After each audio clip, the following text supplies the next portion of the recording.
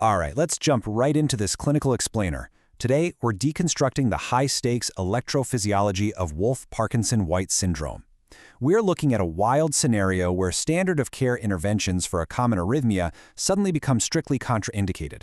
Literally, the margin for error here is absolute zero. So, we're going to bridge that intricate pathophysiology with the discrete management steps you need to calibrate your diagnostic reflexes. Let's get to it.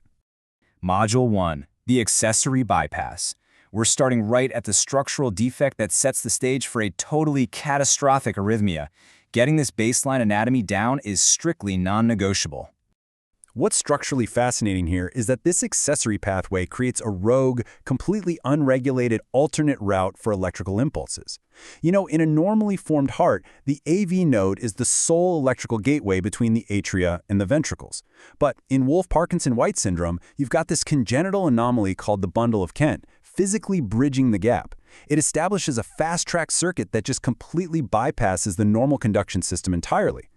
And you can see exactly how this pre-excitation manifests on a resting ECG way before any arrhythmia even kicks off. Because that bundle of Kent lets electrical signals bypass the AV node, the ventricles actually start to depolarize early. This early activation gives us that shortened PR interval of less than 120 milliseconds. Plus, the slow muscle-to-muscle spread of that initial early depolarization, that creates the classic slurred upstroke of the QRS complex, the delta wave. And naturally, that slightly widens the overall QRS complex. You absolutely must be able to recognize this baseline signature. So here is the crucial decremental difference. Think of the AV node as your heart's strict speed limit, while the bundle of Kent, it completely lacks one. It transmits impulses at unchecked, catastrophic velocities. See, the normal AV node has this property called decremental conduction, meaning the faster it gets stimulated, the slower it actually conducts. It's a built-in safety feature to protect the ventricles. The accessory bypass tract has zero safety mechanism. It is just a pure, high-speed conduit. Moving on to Module 2, the atrial fibrillation collision. Let's look at the pathophysiologic catalyst here, and watch what happens when AFib strikes a WPW patient. This is exactly where that structural defect turns into a critical threat. We're talking about an absolute electrophysiologic storm bomb bombarding the conduction system. Atrial fibrillation, as you know, is all about rapid, chaotic electrical activity. So instead of the sinoatrial node dictating a nice, steady rhythm, the atria are just firing frantically at well over 400 to 600 beats per minute. Now, in a normal heart, the AV node acts as a shield. It blocks most of those fibrillating impulses to protect the ventricles, keeping the ventricular response to a somewhat manageable, say, 150 beats per minute. But in a WPW heart, those chaotic impulses preferentially surge right down that fast, unregulated bundle of Kent. Without the AV node's decremental speed limit to slow things down, the accessory pathway can drive the ventricular rate to a lethal 250 to 300 beats per minute. The heart simply cannot sustain cardiac output at those extreme speeds. Analyze this ECG signature closely. Notice how varying degrees of fusion beats create these chaotic polymorphous complexes. You strictly must recognize this pattern. Look at the rhythm, it's irregularly irregular, telling us the underlying driver is atrial fibrillation. But unlike standard AFib, these QRS complexes are wide and they're extremely rapid. They're also polymorphous, meaning they change shape from beat to beat. Why? Because the ventricles are being depolarized by this shifting, chaotic combination of impulses traveling down the normal AV node and impulses racing down the accessory pathway. All right, Module 3, the lethal pharmacologic trap. We're now entering the most critical boundary of this explainer. These are the non-negotiable management traps where standard medical instincts can literally become fatal. These standard of care drugs, they are an absolute lethal trap in this specific presentation.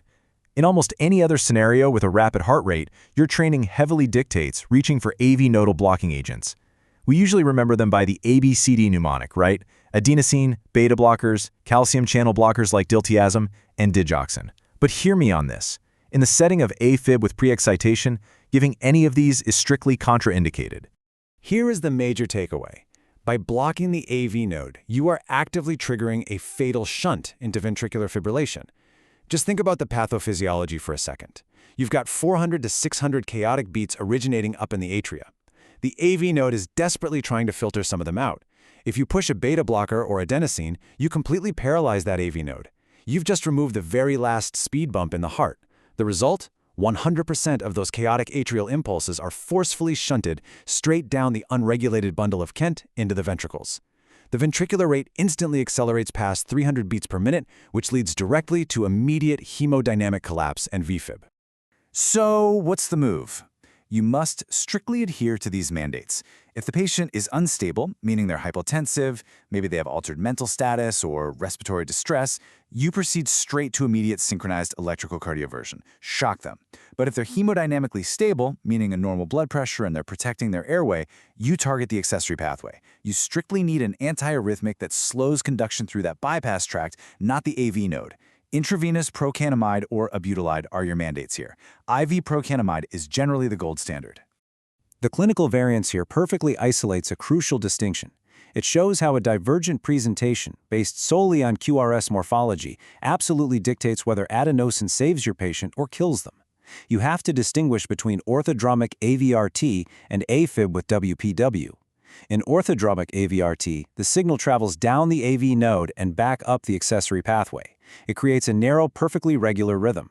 Since the AV node is part of that reentrant loop, blocking it with adenosine safely breaks the circuit. But in AFib with WPW, the rhythm is wide, irregularly irregular, and totally chaotic. Giving adenosine in that scenario is strictly lethal.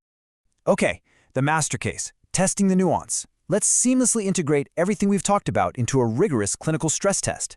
This blueprint is designed to mirror the exact complexities you'll face in high-stakes assessments. Here's the structural blueprint for how this gets tested. A 25-year-old male presents with severe palpitations and lightheadedness. BP is 115/75. The ECG shows an irregular rhythm, a rate of 220, and varying wide QRS complexes. The prompt will ask for the strictly mandated next best pharmacologic step. Read this presentation blueprint carefully. That irregular description, that's an embedded diagnostic trap. It's heavily designed to tempt you into diagnosing a standard AFib with rapid ventricular response. But you got to look at the whole picture, the stability, the extreme rate, and those wide complexes. Now let's break down the option matrix to see how this strict assessment execution works. Option A tests IV diltiazem, a lethal trap. It's a calcium channel blocker that will shunt impulses and trigger VFib. Option B tests IV metoprolol, another lethal trap. It's a beta blocker that completely blocks the AV node, removing your only speed limit. Option C is IV adenosine, again a lethal trap. It abolishes AV node conduction and is fatal in wide complex pre-excitation. Option E tests vagal maneuvers, which is totally incorrect because it's completely ineffective for chaotic atrial fibrillation and just delays necessary therapy. That leaves us with option D, IV procanamide. This is the correct mandate. The patient is hemodynamically stable, and procanamide safely blocks the accessory pathway without paralyzing the AV node. You must actively bypass the ABCD nodal blockers to nail this. So what does this all mean? The margin between standard of care and a fatal error lies entirely in recognizing that wide irregular complex. Mastering this strict differentiation guarantees top-tier clinical performance. In emergency electrophysiology, recognizing what not to do is honestly just as critical as knowing what to do. You have to actively hunt for those wide-varying complexes whenever you see an irregular rhythm, because that single finding completely inverts your management protocol. So, are your diagnostic reflexes fully calibrated to survive the accessory bypass? Keep refining that pattern recognition, trust the underlying pathophysiology we broke down today, and stay sharply focused. See you in the next explainer.